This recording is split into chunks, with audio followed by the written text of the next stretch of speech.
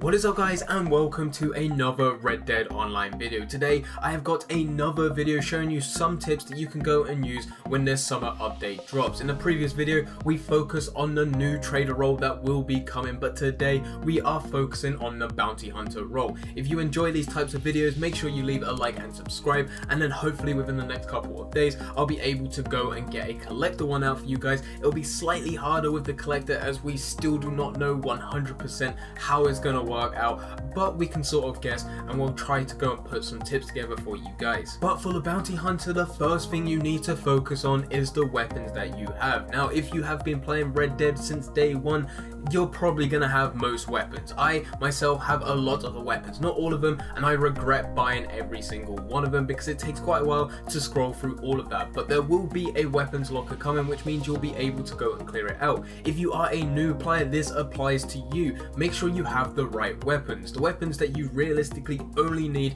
is the Lancaster repeater, the varmint rifle, and the bolt action rifle. Anything else that you go and get is just up to you. You can go and buy some sidearms, you can also go and buy a shotgun. It's not really needed that much because these weapons do enough. They do very well. The Lancaster repeater you'll be using for enemies, whether it be other players or just some NPCs. The varmint rifle is great for hunting. You can go and use this to go and take out birds without damaging them. You can go and use it to take out rabbits without damaging them. Any small animal, the varmint rifle is perfect. And then you got the bolt action rifle, which is there for the bigger animals, the cougars, the bisons. One shot to the head and that is done. But this is all you need to go and have to go and survive within Red Dead Online. For the bounty hunter role though, the Lancaster repeater is the one that you want to focus on. So if you are limited on money and you can't upgrade all of these weapons and you are wanting to go down that bounty hunter role, make sure that you are focusing on the Lancaster repeater. Go into the gunsmith and go and upgrade this to the max that you can. Do not focus on the aesthetics of the gun. The looks of the gun does not matter whatsoever, but instead upgrade the components that actually make the weapon better. So go into the components, go and upgrade the barrel, go and upgrade the iron sights, go and upgrade the scope, go and upgrade the stock, and go and upgrade the wrap. All of this will make the weapon better and last a bit longer, which means you will not have to use as much gun oil. The aesthetics of the weapon can be changed later on. It does not matter about this at this point, but once that bounty hunter role drops and you're able to go in there and you're able to go and make some decent money out of it and you've got some money left over, that is when you can choose to go and upgrade the aesthetics of the weapon. But for now, it's about being efficient and making the most amount of money whilst also saving the most amount of time. The second thing that you want to make sure you do if you go down the bounty hunter role is to have a good horse. The chances are you are not going to go into this bounty hunter role, go and get a bounty, and then someone will say, hey look, he's just outside that door, all you need to do is go and get it. You will probably have to use your horse and travel some lengthy distances across the Red Dead Online map, and having a good horse which doesn't have this cause drain every couple of seconds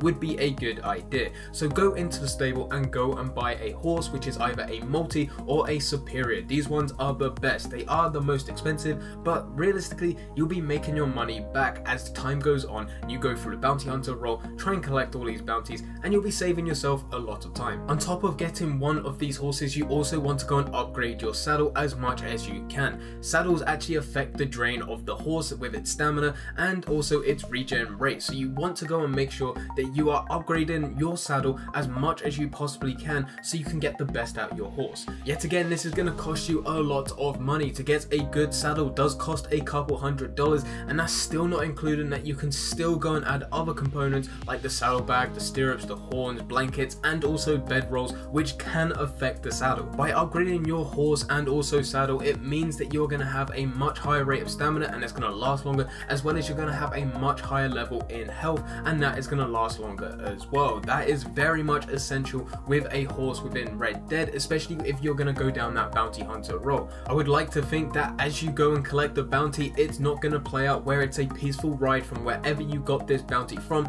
all the way to the sheriff's office. I imagine there will be gangs after you trying to stop you from going to claim this bounty. The better the health and stamina of your horse, it means the further you're going to go on that horse, and the likelihood of your horse dying is much slimmer, which means you do not have to go and use the other horse, which is the scroll horny nag, and by far that is the worst horse you'll ever get within Red Dead. The stamina lasts about 30 seconds, maybe not even that. It's really bad, and trust me, you do not want to be on that horse. The third and final tip that I've got for you guys is go and look at your ability card loadout and think about what you should upgrade and what you shouldn't upgrade. Not every single one will be useful as a bounty hunter. This is the one that I use for PvP, and I'm not 100% sure whether or not it's good. This is just something that I like. I do use a lot of Deadeye, so I do want to focus on building that Deadeye and reducing the drain of every time I use Deadeye. So I use Slow and Steady, Strange Medicine, the Unblinking Eye, and Eye for an Eye. Like I said, I do not know if this is by far the best loadout that you can have for going into conflict. I'm really not 100% too sure because I do not focus on PvP or conflict too much. I'm more into PvE. That's why I do a lot of hunting, and that is why I will be going down the trader role for fun. There are a lot of other YouTubers out there that will show you their loadouts, and their loadouts will probably be a lot better than mine.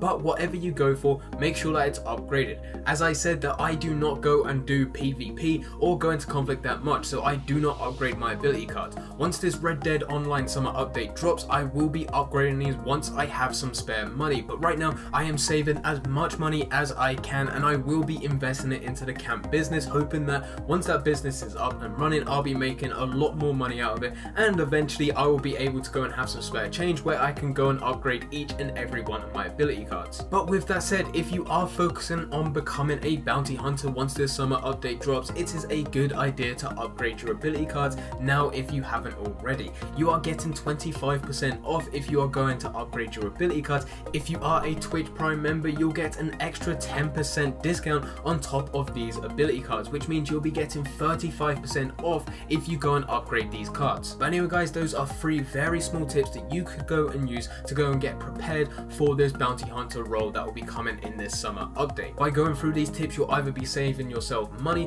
which then that money can then go back into the bounty hunter role, meaning that you can go and get all the latest ability cards or the latest upgrades and just make the bounty hunter experience even better, or it'll be saving you time, which means once this bounty hunter role starts, you can just go into that and hit the ground running and get the first bounty within just a matter of minutes. But anyway guys, I hope you guys did enjoy. If you did enjoy, don't forget to leave a like and subscribe. But for now, I'm going. So see ya.